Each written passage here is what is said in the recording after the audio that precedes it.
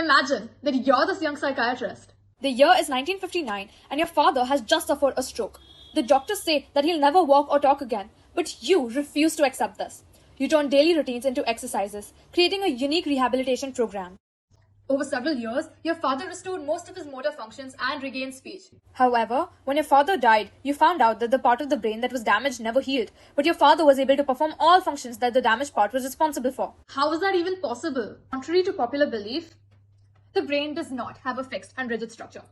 Much like Play-Doh, whose shape can constantly change on the whims of its user, The brain is constantly changing and evolving based on factors such as the pre-programmed development of the brain, injury, brain damage, or simply learning new skills.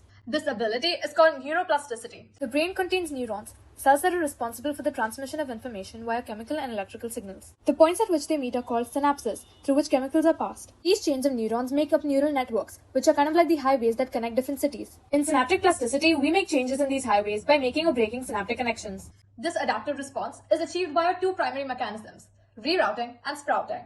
Rerouting involves new connections being made between active neurons to create alternate neural pathways, while sprouting involves new cellular axon and dendrite extensions, allowing existing neurons to form new connections.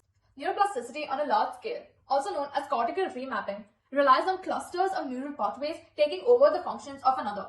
This occurs in the event of brain damage. For example, when brain area X takes over the function of damaged brain area Y. This is exactly what happened to the father in the scenario at the beginning.